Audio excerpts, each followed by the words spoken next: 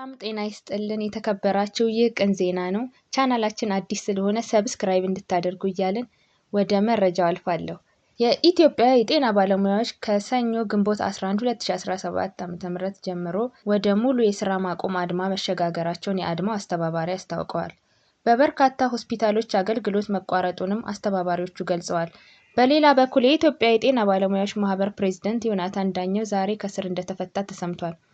በተያያዘ በጤና ባለሙያዎች የስራ ማቆም አድማ ዙሪያ ድምጹን አጥፍቶ የቆየው የኢትዮጵያ ሕክምና ማህበር መንግስት ለሐኪሞች የደሞዝ ማነስ፣ የጥቅማ ጥቅምና የስራ ቦታ ደህንነት ጥያቄዎችን አፋጣኝ መፍትሄ እንዲፈልግ፣ የታሰሩ የጤና ባለሙያዎች እንዲፈቱና ወደ ስራ ገበታቸው እንዲመለሱ እንዲደረግ በጉዳዩ ዙሪያ ለመጀመሪያ ጊዜ ባወጣው መግለጫ ጠይቋል። ማህበሩ ችግሩ ወደ ተባባሰ ደረጃ ከመድረሱ በፊት የጤና ሚኒስቴርና ባለድርሻ አካላት አፋጣኝ ውይይቶችን እንዲያካሂዱም ጥሪ አቅርቧል። የአድማ አስተባባሪዎች ግን ማህበሩ ለአባላቱ ጥቅም አልቆመም በማለት የማህበሩ አባላት እውቅና እንዲነፍጉት የሚጠይቅ ዘመቻ ጀምረዋል። የኦሮሚያ የጤና ባለሙያዎች ማህበር በመላ አገሪቱ የሚገኙ የጤና ባለሙያዎች ያነሱት የመብት ጥያቄ እንደሚደግፍ በጉዳዩ ዙሪያ ለመጀመሪያ ጊዜ ማምሻውን ባወጣው መግለጫ አስታውቋል። መንግስት ገለልተኛ ካልሆኑ የጤና ባለሙያዎች ማህበራት ጋር በመወያየት ጉዳዩን ማድበስበስ እንዲያቆም የጠየቀው ማህበሩ የጤና ባለሙያዎች ህጋዊ ተወካዮቻቸውን እንዲመርጡና መንግስትም ለተወካዮቹ ጥበቃ እንዲያደርግ ጠይቋል። ማህበሩ መንግስት ከጤና ባለሙያዎች ተወካዮች ጋር የሚያወያይ ቡድን እንዲያደራጅና ከመብት ጥያቄው ጋር በተያያዘ የታሰሩ የጤና ባለሙያዎችን ያለምንም ቅድመ ሁኔታ እንዲፈታም ጥሪ አድርጓል። የኢትዮጵያ የሰብአዊ መብቶች ተሟጋቾች ማዕከል የጤና ባለሙያዎች ሰሞኑን ለእስር፣ ወከባ፣ እንግልት፣ ዛቻና ማስፈራሪያ እየተዳረጉና የስም ማጥፋት ዘመቻ እየተካሄደባቸው መሆኑን መረዳቱን አስታውቋል። ድርጅቱ እስከ ትናንት ድረስ 75 ሐኪሞች፣ ተማሪዎች፣ የጤና ባለሙያዎች ተወካዮች በእስር ላይ መሆናቸውን እንደሚያውቅ ጠቅሷል። ድርጅቱ በእስር ላይ ለሚገኙ የጤና ባለሙያዎች እንዲፈቱ መንግስት የባለሙያዎቹን ጥያቄ በውይይት እንዲፈታና የጤና ባለሙያዎች የተለያዩ አካላት ከሚያደርሱባቸው የመብት ጥሰቶች፣ ከዛቻ፣ ከማስፈራሪያ፣ ከስራ ዝውውርና ከስራ ቅነሳ እንዲጠበቁ እንዲያደርግ ጠይቋል።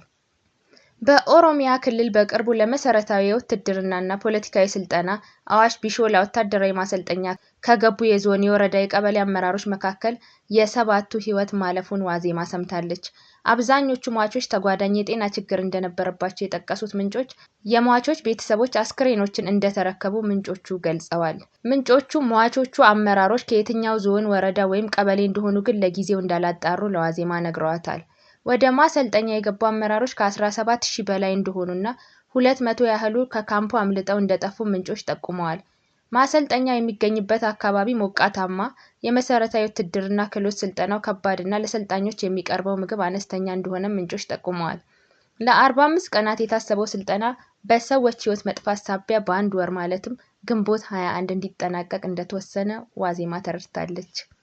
የትግራይ ጊዜያዊ አስተዳደር ፕሬዝዳንት የጀነራል ታደሰ ወረደ ጽህፈት ቤት ጌታቸው ረዳ በትግራይ በህገ ወጥ የሰዎች ዝውውር ላይ የተካሄደው የምርመራ ሪፖርት በማህበራዊ መገናኛ ዘዴዎች ላይ እንዲወጣ አድርገዋል በማለት አዲስ ባወጣው መግለጫ ከሷል።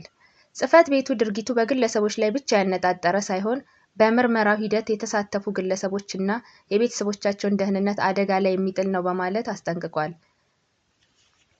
አቶ ጌታቸው በበኩላቸው የምርመራ ሰነዱንና በሰነዱ ላይ ተንተርሰው የተከፈቱ የክስ መዝገቦችን ፕሬዝዳንቱ፣ የፍትህ ቢሮ፣ የፖሊስ ኮሚሽኑ፣ የጸጥታ ቢሮና አንዳንድ ከፍተኛ የጸጥታ ኃይሉ አዛዦች ያውቃሉ በማለት በማህበራዊ ትስስር ገጻቸው ገልጸዋል።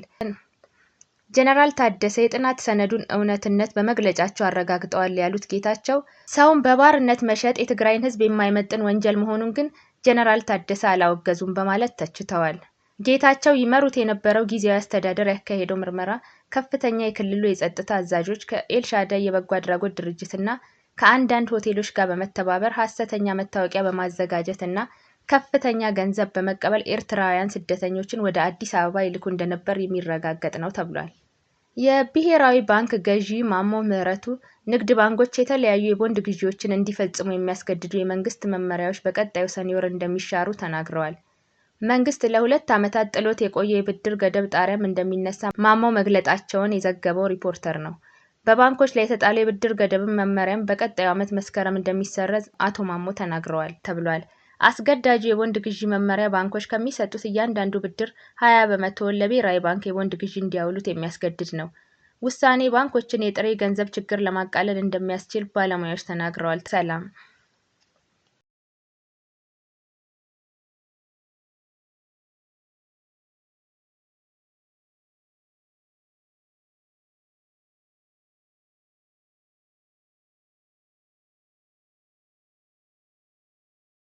ሰላም